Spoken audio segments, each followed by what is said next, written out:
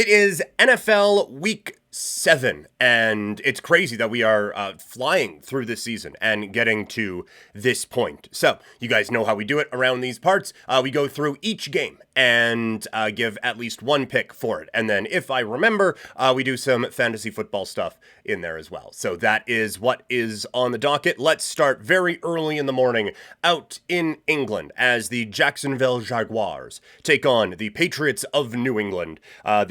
Jags are favored by 6.5 points.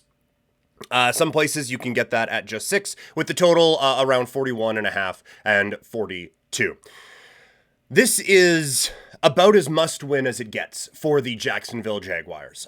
They are, like, the season has spiraled out of control, and I'm not saying a win here turns the season around, but I think a loss here absolutely leads to the firing of coaches and all of those sorts of things. Like, it has gone so far off the rails out in Jacksonville. They are, holy cow, 4 games out of a first place in their division. Man, it feels like the Texans, I know we're talking about Jacksonville, but it feels like the Texans have kind of stumbled so far this year, and they're 5-1. That's kind of impressive, actually. And for a playoff spot right now, they are already 4-3 gets you in after Denver's win last night. So at 1-5, they are 2.5 games out of a playoff spot. If they want to do anything, it is go time. And this is a team you have to do it against. Jacksonville's defense has had some struggles at times. New England's offensive line is terrible. I think there's going to be a lot of people who are going to be buying into what we saw from Drake May in the second half of that game against Jacksonville in the second half of their game against Houston last week. I don't necessarily, I think Drake May will be good. I just think that there are going to be some times where there is going to be maybe a little bit more resistance than that. But I do think that it's spiraled in Jacksonville. It's not happening for them. It's not working. So this will be one of the few times that we will be taking the Patriots this year. We're going to go New England +6 in this spot, but in no way is that one that we are going to be clicking on. Sorry, I thought I had more desk space than I actually do. I'm trying to write these all out as we get going for tracking purposes, obviously. Next, stateside, it is the Tennessee Titans taking on the Buffalo Bills. You have the Bills favored, holy shit, Bills favored by 9.5, with the total fluctuating between 38.5 and 40. A lot of optimism in Buffalo around Amari Cooper. I didn't do the fantasy football advice from the New England Jacksonville game. There isn't a whole lot. Don't start many of them. If you are desperate, Demario Douglas seemed to be the apple of the eye of Drake May. That's not a bad play. Ramondre Stevenson, I think, will probably have a decent day here. Drake May, we're still a little bit away from trusting him as a fantasy quarterback. And for Jacksonville, New England's defense hasn't been as good lately. So it's not the worst matchup for a Trevor Lawrence, but you probably have better options out there. Etienne, I believe, still remains banged up. Bigsby isn't a bad play, I don't think, at all. And Thomas and Kirk, I think, are okay wide receiver options. Now, Tennessee taking on Buffalo. Bills favored by 9.5 points in this game. The total is, again, you can get it at 38.5 or 40.5, depending on where you look. The Bills' optimism, Amari Cooper in the building now, that gives them a real option, and I think we are going to see really what Amari Cooper still has left in the tank after spending some time in purgatory out in Cleveland. For the Titans, I understand the negativity based on how the quarterback has played and all of those sorts of things, but I still don't think they are that bad. And I think that this is a defense, again, that has a lot of talent on it. I think that offensively, they actually have a few guys who will be able to take advantage of a Buffalo defense that still isn't very good. And this has, I think, it's been a trend that we've kind of picked up on here the last little bit. People are very excited to take Buffalo seriously at a moment's notice. And I still think there are flaws on this team. Now, I think they win this game, but I am, for the second game in a row, we are going with the, we're going to take some points, and we're going to take Tennessee plus 9.5. From a fantasy football perspective, Josh Allen, you're starting. Great advice. At the running back spot, I haven't seen. Are we anticipating that James Cook will be available for this particular contest? Let me see here. James Cook.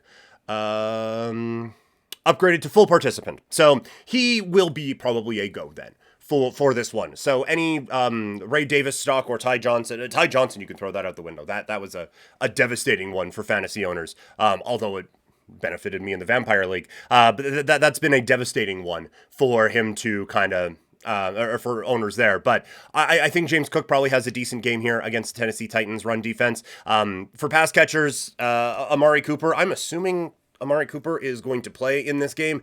If you've already been starting Amari Cooper and you're worried about, oh, well, who can, like, he's not going to know the offense, so it's going to hold him back. It's like, oh, yeah, no, you'd hate to not have those big plays that he was getting out in Cleveland. Like, I do think that he is going to have, I think that he's going to have an impact in this one. I think that, as far as the other ones go, we kind of talked about this a little bit. I don't view this as a bad thing for the other pass catching options on this team. I think Khalil Shakir now gets a little bit less attention from defenses, and so I think he can actually still have some value. I don't know if the volume is going to be there anymore for a Keelan Coleman to have a ton of value, but I would hope that Kincaid still has a little bit for you as well. On the Tennessee side, Pollard is really pulling ahead as the number one running back in that situation. Will Levis is a never start, and Calvin Ridley at least is getting targets, so hopefully that gets a little bit better here against Buffalo.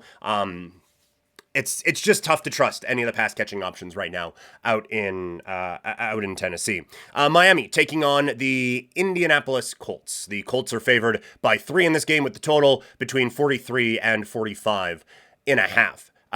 We had Miami as one of the bottom 5 teams in the NFL right now, just based on the quarterback play. Indianapolis isn't getting a ton better, and their defense can be a little bit predictable, but it is just so stuck in the mud, everything out in Miami right now. And so I think this one will be, as Jim Ross would call it, bowling shoe ugly. I think this game is going to be gross, and I think that we are going to see, I don't think we're going to see this one much on Red Zone, is what I'm getting at. And so I am going to go under 45.5 on this one. From a fantasy football standpoint, I don't know how you're trusting many in this game. Mostert, probably not. Like any running back option out in Miami right now is a, if you have to, I guess. But I think defenses kind of know now that they can stock or just pile up the box with like 10 and not really have to worry about it.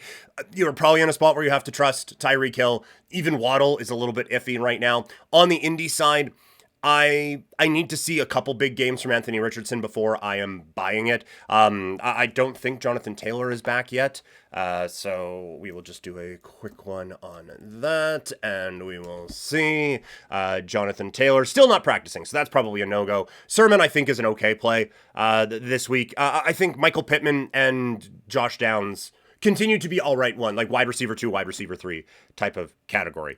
This one could be the game of the week. It is the Detroit Lions taking on the Minnesota Vikings. The Vikings at home, favored by 1.5 in this game, with the total between 50.5 and 51.5. So flirting with that key number of 51 right now. This is going to tell us a lot about both of these teams. Minnesota, it does kind of feel like while things have been going well and they are still undefeated, the arrow is still just a touch in the down spot right now, right? Like it is just, it is not the dominant thing that we have been seeing for the first couple of weeks.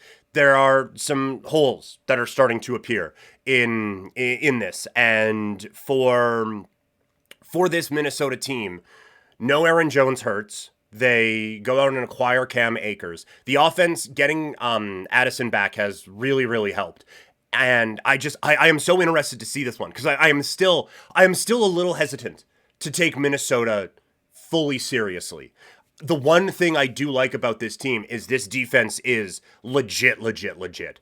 And so I think that does help them. And now for Detroit, they were doing so much based off of how well that front four was playing. Obviously, Aiden Hutchinson isn't there anymore. And so I think that does have a significant impact on the pass rush now. I also think that it has an impact on how they are able to play the run. And it has all of these all these impacts as it goes on. Offensively, this team's figured it out. They're putting up some major points, but it'll be a great test here against Brian Flores. I'm fascinated by this game. I don't know if I can fully commit to a side right now. I do. It's going to be kind of a lame play.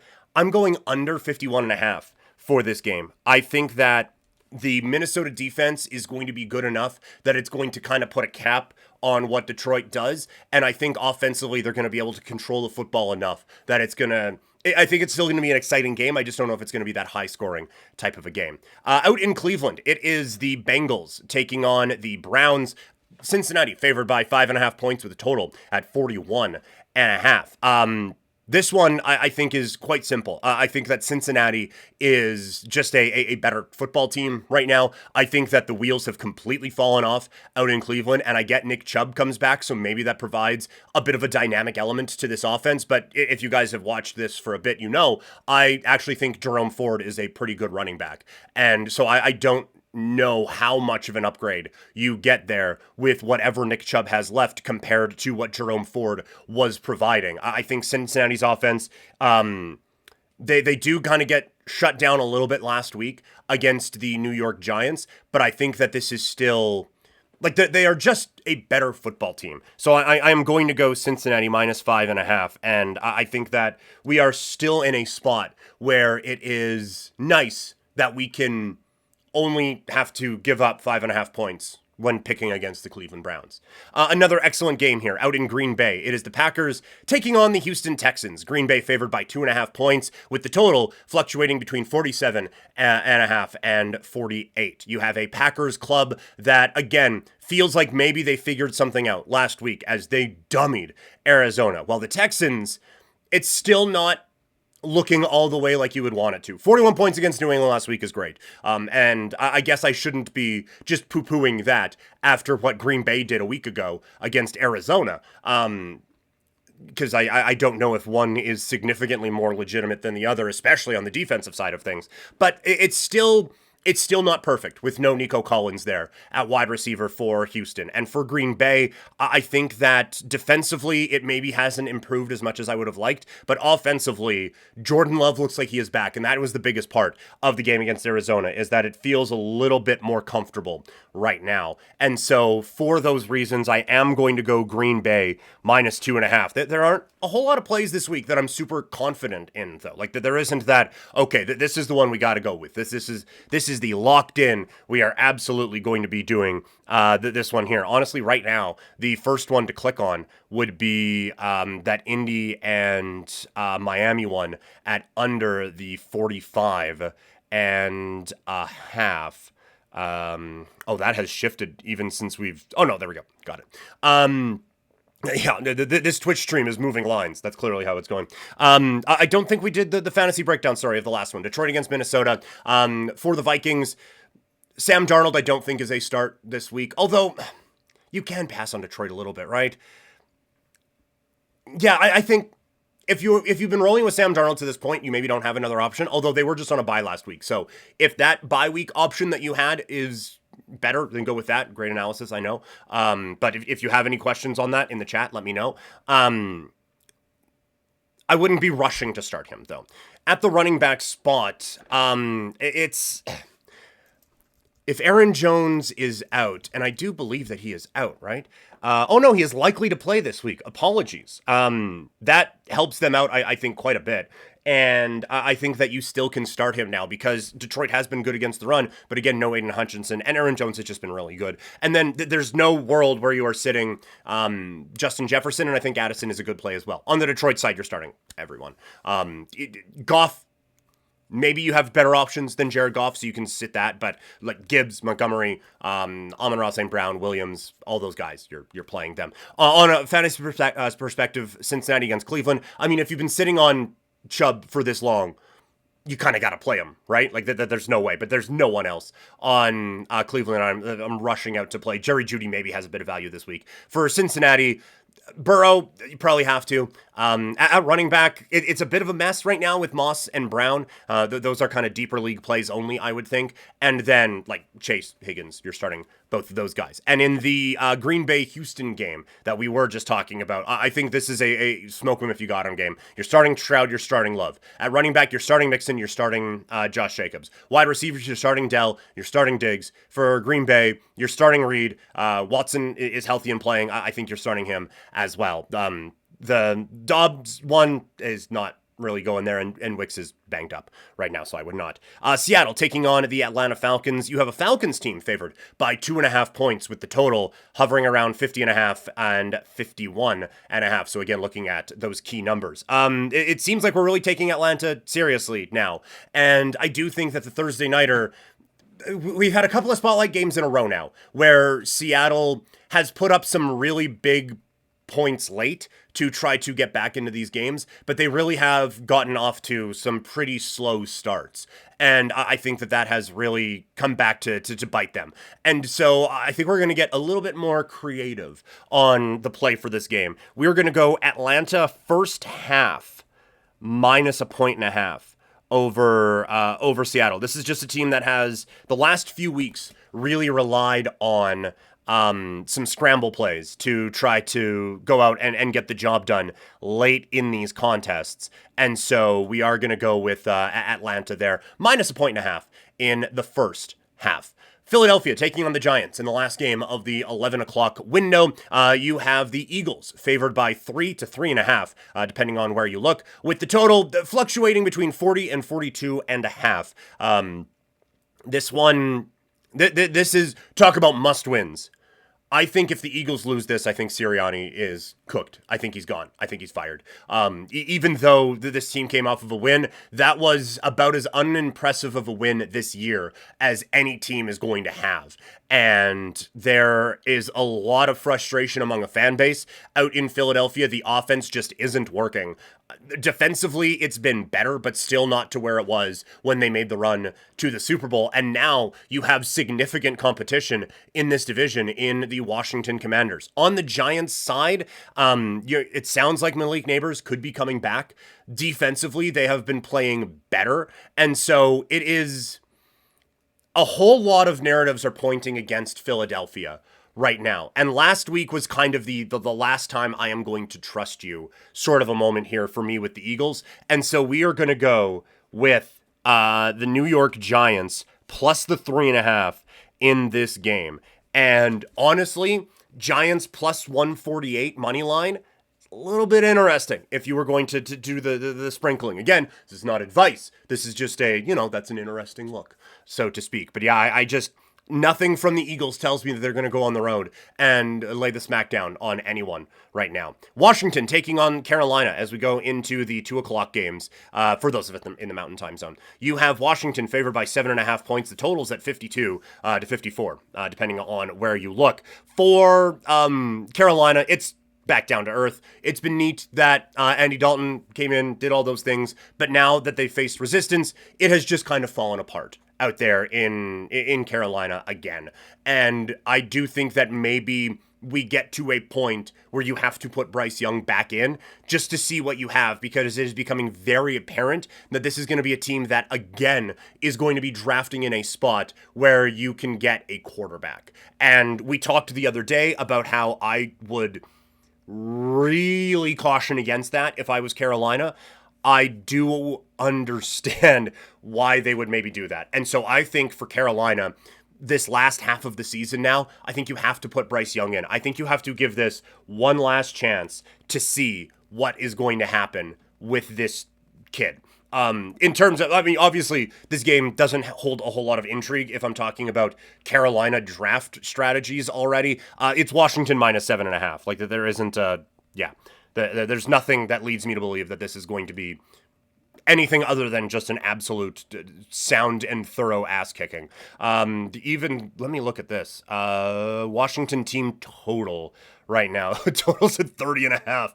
Good Lord. Oh boy. That's high.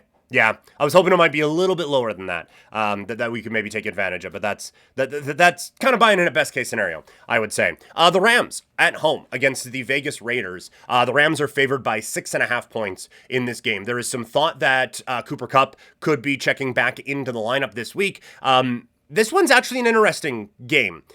From a point spread standpoint, from a footballing standpoint, I don't think it's going to be a lovely game to look at all. But I do have some questions here. I understand that I think that there is a market hit on the Raiders because Devontae Adams is gone. That being said, he's been gone for a couple of weeks. And now the offense hasn't looked great, so that's, probably one on that side. But it's not like this was this like giant thing that was carrying this team and now it's out there. They have been anticipating life without Devontae Adams for a few weeks now. So I don't think that this was a gigantic shock to the system or anything like that. Now, Aiden O'Connell is bad. So that there is also that. But for the Rams, none of it has looked good in the last little while. And I get Cooper Kupp is coming back and him against the Raiders defense, he should be able to feast in this game. And now let's just quickly see. Cooper Kupp is coming back, right? He asks from a fantasy standpoint as well. Back on practice field. But can he play against the Rams? Boy, there's a lot of please click our headline things going on here. Which, again, just a quick journalistic aside, that's the point of a headline, is to make people click on your thing. Oh, what a clickbaity headline. It's like, yeah, that's every fucking headline. Like it would be clickbaity if I put like new details on P. Diddy in this stream about football. Like that's clickbaity. But will Cooper Kupp be ready to play? Find out. That's what a headline's supposed to do. It's supposed to draw you in. So that's neither here nor there.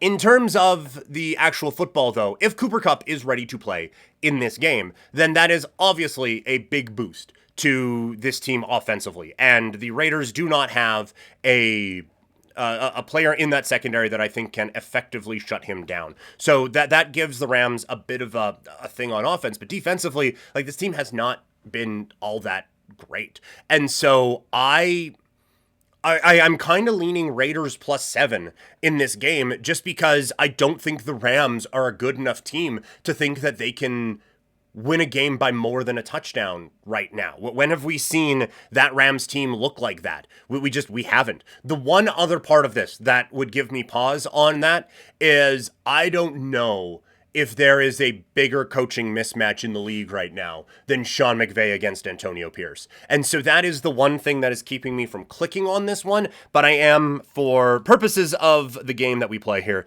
going to be taking Raiders +7. And now, what is for many the game of the week, out in San Francisco as the 49ers take on the Chiefs. San Francisco favored by 1.5 with the total sitting at 46 to 47.5 right now. This one is so intriguing. You have Kansas City, who have just been scraping by every week and just finding ways to win every single week with minimal help from talented players, and the talent they do have continues to get injured, and they have setback after setback, going up against a San Francisco 49ers team that started off the year with injury problems and is now getting healthy and could have momentum off of a Thursday night win over Seattle. Extra time to prepare for their hated rival in the Kansas City Chiefs, who are coming off of a bye, so they have extra time to prepare for the San Francisco 49ers. This is great. It's Super Bowl rematch. Basically, like, all due respect, Carolina, Washington, and Vegas against the Raiders, basically on an island in the 4 o'clock, 2 o'clock slot, depending on where, I guess 1 o'clock for those out in the Pacific time zone, which, ew. But I am, again, endlessly fascinated by this game. The one thing I keep coming back to is I don't know how you can feel confident right now in San Francisco in a close game. We've talked about this a couple of times here, where we've had some very frustrated people with the 49ers in this chat at various different points asking, like, what is going on with Kyle Shanahan? How has this fallen apart in this way? Because the late game stuff just has not been there for them, that they have really done a bad job of closing these games out. And so against Andy Reid and against this Kansas City Chiefs defense more specifically, I don't know how I can trust that. And so my lean right now is Kansas City. I get, like, it hasn't looked overly impressive at any point this year, but what it has done is win. And I think that this team just knows, it's so cliche, but they know how to win. And for San Francisco, well, they've done a lot of winning. When it gets down to those close games, I don't know if they know how to do that. Also, they have injuries galore at the running back spot. I don't think they're going to be able to run the ball at all. And so again, when you're trying to seal this game away, if they are, I don't think that they will be able to do that against this Kansas City defense. I think Kansas City makes a statement that, yeah, look, we're not blowing everyone out by 20 points the way you would want us to. And this isn't the high-powered offense of a few years ago and all of those things. But this is still a damn good football team. And I think Kansas City reminds us of that here this week with a victory. So I am going, you know what? I'm not even going to take you're trying to give me 2 points. Not even going to take them. I'm just going to go Kansas City straight up to win this game on the money line. And then waiting all day for Sunday night. Obviously, a lot of storylines in this one as the Jets take on the Pittsburgh Steelers. Before we get to that fantasy talk, because I've missed it from the last 3 games now. 4 games, I think. Maybe even 5. Holy shit. Sorry. Quick fantasy talk on a few of these. Seattle against Atlanta. I think you're starting basically everyone in this game. Seattle's defense has been a little holy lately. And so for Atlanta, yeah, you are, I think you can trust Algier, along with Bijan Robinson, Drake London, Darnell Mooney, Kyle Pitts, all of them. Go. Run with it. Be free. I think you have to. And for Seattle, you're not sitting Kenneth Walker or DK Metcalf, and I think you can trust the secondary options in Lockett and JSN as well. And I think Geno Smith is a play this week, along with Kirk Cousins. I think he has a good game against Seattle. Giants against Philadelphia. For the Giants, it's neighbors. Tracy, I think Singletary's coming back, and so maybe you a little hesitant on that one. I still think that Tracy gets a boatload of the work when this game wraps up, or well, as this season, winds on, because they want to go with the younger option to see what they have over Singletary. For Philadelphia, you kind of got to, right? Like Saquon Barkley, revenge game. So there's that aspect of it that I didn't talk about before. You have Jalen Hurts. I think you kind of have to right now.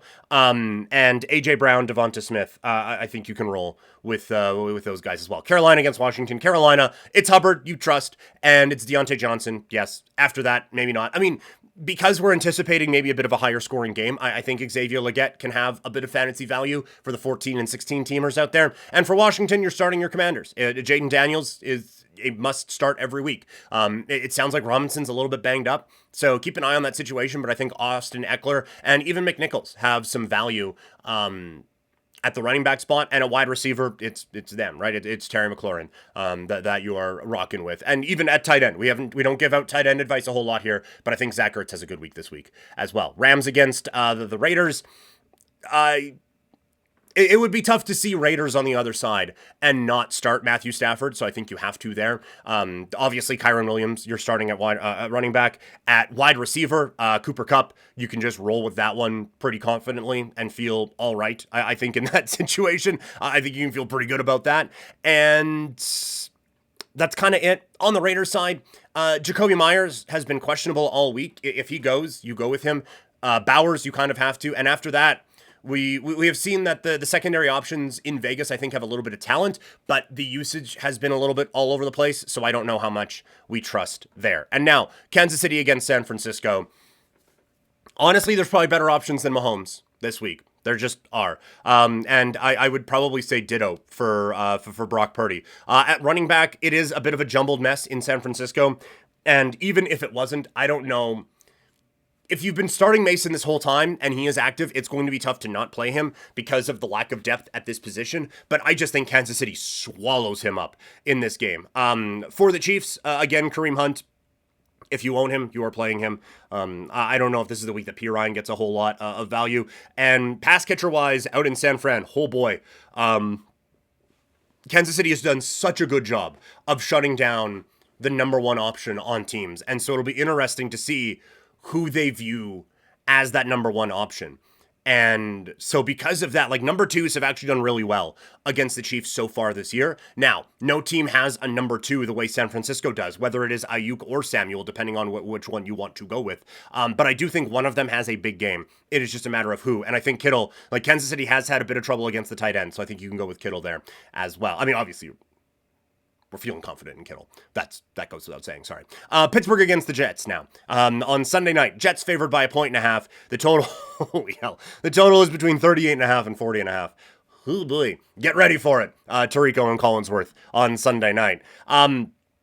Should be a fun game, an interesting game, a lot of storylines. Russell Wilson might be starting for Pittsburgh. Devontae Adams is now back with the New York Jets. I would imagine that Aaron Rodgers kind of spam feeds him the rock early here to get him going and get him kind of implemented in this offense and to kind of show like, hey, I made you guys go with my guy, so we're going to go with my guy. And Garrett Wilson, I think you kind of just have to roll with him anyway, depending on the league, of course. But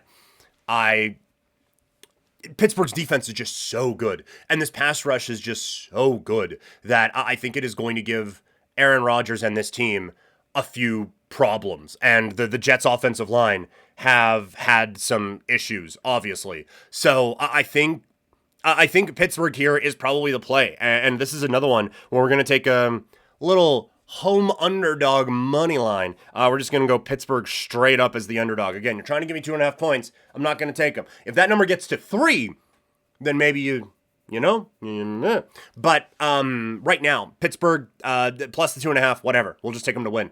Just win, baby. That's where I'm at on that one. I just think Pittsburgh's defense is going to be the difference in this game in limiting what Aaron Rodgers can do and kind of making this team one-dimensional with what they can do in stopping the run as well. From a fantasy standpoint, there's not a whole lot. Like, you've been waiting to start Devontae Adams for weeks. There's no way you're not going to when he's active. Garrett Wilson has been strong for the last couple of weeks. Now maybe he doesn't get as much double coverage and all of that, so it would be tough to ignore that. Breece Hall, you kind of have to, but any secondary, tertiary, like Alan Lazard can just waiver wire. Same with Mike Williams. On the Pittsburgh side, Russell Wilson, there is no world where I am starting him. Najee Harris continues to really shine. Jaylen Warren should be back, but I don't know how involved in the offense he is going to be, so there aren't a whole lot of options from a fantasy standpoint to take from this game. Doubleheader on Monday Night Football for no good goddamn reason. It is Baltimore favored by 3.5 points over the Tampa Bay Buccaneers with the total sitting right around 49.5 right now. This is one where I get Tampa Bay is at home. I think we are back to taking Tampa Bay a little bit too seriously. I think that this is... This is certainly a Baltimore team that is more advanced than Tampa Bay is, and just a better football team right now. This line, really? No. The place that I go to generally has some line movement stuff, and there's not enough data. It's like, I don't know, man. It's fucking Friday. But anyway, I get it's just through that key number right now with Baltimore minus 3.5, but I don't see how Tampa Bay's defense slows down Baltimore in this game. I think that the Ravens defense has some holes, for sure. But I just think that this offense is really putting things together. And I heard a podcast, and I couldn't agree more. Their game against Buffalo, no team has looked that good this year. And so when Baltimore can put it all together, they can be the best team in the league. And so that world does not exist for the Tampa Bay Buccaneers. So we are going to go Baltimore minus 3.5. And we are we're gonna hit over on that one as well at the 49. I feel pretty good about actually both of those right now. And then the last game, it is the Chargers taking on the Arizona Cardinals. One team. Before we get into that, fantasy. We will get this lined up one week, I promise. I'm just really looking at, I honestly, I am just looking at, you can probably tell, I'm just looking at an odds board. And so it's just easy for me to go, okay, betting, on to the next thing. But no, fantasy has to be involved in this as well. You're starting your Ravens. There's no secret here. This is probably not a Justice Hill week because, as I said, I don't think Tampa Bay will be able to keep up with Baltimore in this game. So I think that the Ravens will probably put on a pretty good show here and not need to be passing the ball late to try to get any kind of comebacks or anything like that.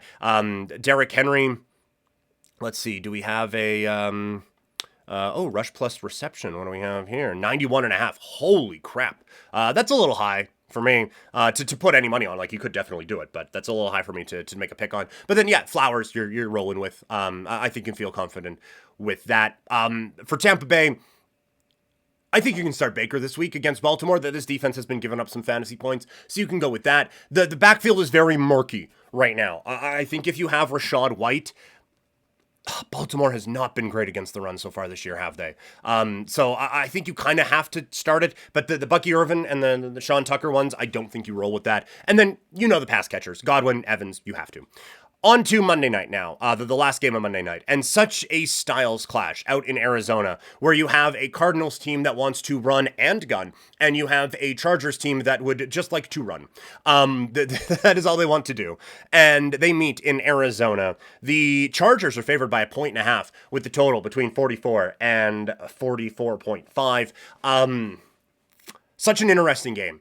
And because I feel like I have now decided to quit the Arizona Cardinals. Obviously, our little not desperation, but speculative. That's the word I'm looking for. Our little speculative play on Arizona to go plus, or to go for the division. That one seems to be out the window now. And even to make the playoffs, getting a little bit dicey, because Kyler has not looked great in the last little bit, and I keep wanting it to, but basically since I traded for him in fantasy, it has not gone great. And now Marvin Harrison Jr., concussion protocol can change very, very quickly, but it hasn't changed positively yet, so I don't think they're going to have the weapons to be able to infiltrate what is a very good Chargers defense. And so I think the Chargers do get the job done in this game. And I think LAC gets it minus the 1.5. And I do think that because they do that, we get the under in 44.5